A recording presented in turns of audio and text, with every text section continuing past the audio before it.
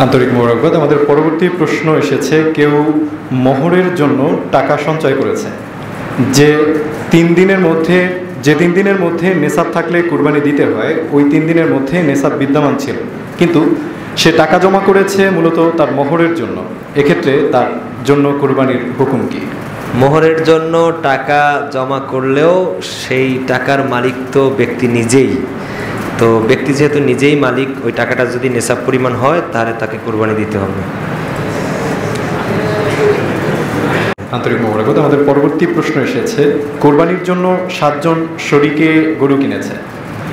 এই 7 জন শরীকের মধ্যে কেউ বিয়ে, কেউ আকিকা অথবা মান্যতের নিয়তে শরীক হলো, এক্ষেত্রে তাদের কুরবানির হুকুম কি? বিস্তারিত জানতে চাই। তো বিস্তারিত বলার আমাদের সময় নাই, কারণ অনেক প্রশ্ন আমাদের সামনে জমা। এখানে যে বিষয়গুলো উল্লেখ হয়েছে, বিয়ে, আকিকা এবং মান্যত।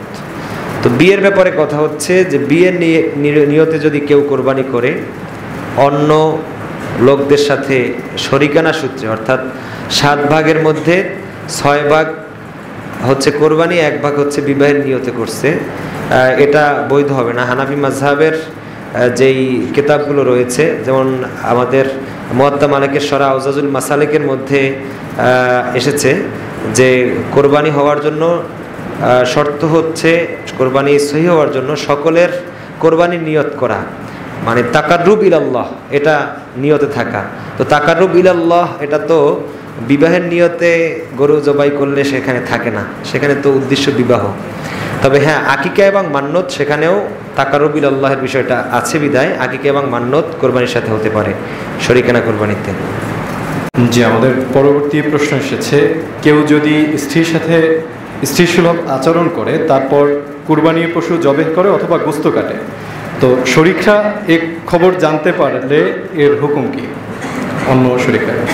এক্ষেত্রে কথা হচ্ছে যে নাপাক অবস্থায় কোরবানি জবাই করা বা গোশত কাটা, এটা আমাদের মোহতারাম জকিগঞ্জ হুজুর ইতিপূর্বে উত্তর দিয়েছেন, এটা কোনো সমস্যা নাই, জবাই দিতে পারবে বা গোশত কাটতে পারবে। স্বাভাবিকভাবে একজন জুনুবি ব্যক্তি যার উপরে গোসল ফরজ হয়েছে, সে কোরবানি করতে পারবে বা গোশত কাটতে পারবে, তাদের সমস্যা নাই।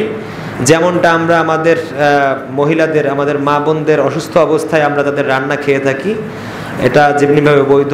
হাদিস শরীফে আসছে, ইন্নাল মুমিনা লা ইয়ানজাসু, তিরমিজি শরীফের হাদিস, যে মোমেন সে নাপাক হয় না, মানে তার শরীর, এই যে চামড়া বা হাত পা, এগুলো নাপাক হয় না, হুকমান সে নাপাকি বা জুনুবি অবস্থায় আছে, সুতরাং তার হাতের এই গোশত কাটা এটা খাওয়া যাবে।